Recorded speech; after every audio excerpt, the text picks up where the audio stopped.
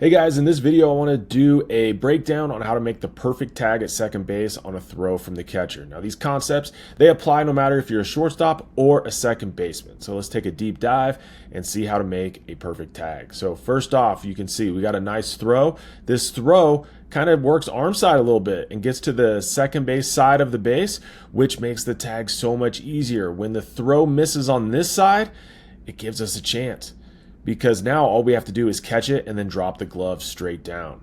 If we miss on the shortstop side, that tag takes way too long, and most of the time the runner is going to be safe. So if we're going to miss at all, let's make sure we miss into the runner.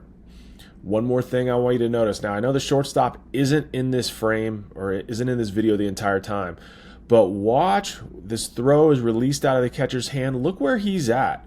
So we tell our infielders that by the time the ball gets above the pitching rubber, we want to be engaged with the second base bag, or we at least want to be in a place where we are not running to the bag and our eyes are stopped. When our eyes are still, we can see the ball better, which is going to help us catch the ball before we make a tag. Remember, we got to catch it before we tag.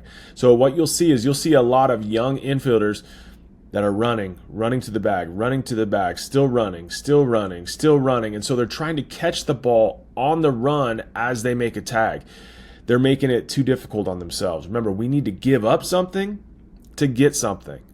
So we need to make sure we are right in front or just engaged with the second base bag by the time the ball is over top of the pitching rubber. That's a good visual for you middle infielders.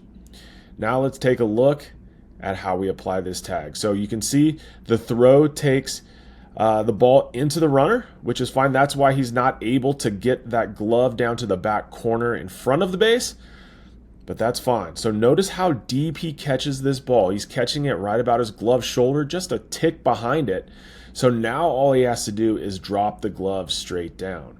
Now, in a perfect world, would he be able to get that glove closer to the back corner of the base? Yeah, absolutely. But this throw didn't allow for that, right? There was a little bit of arm side tail, and it took him right into the runner, which is fine too.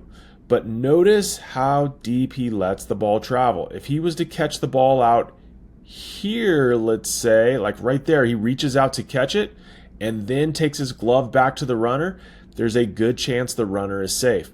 It's really important on a good throw to let that ball travel as far as we can. The ball is going to travel faster than our glove does. One more thing of note, he is on one knee right here. Now, once we catch the ball, we have to be able to get the glove to the ground. That's where the runner is, right? So it helps when we are on one knee, or we can even get to two knees, or just have a really wide base so that tag is shorter.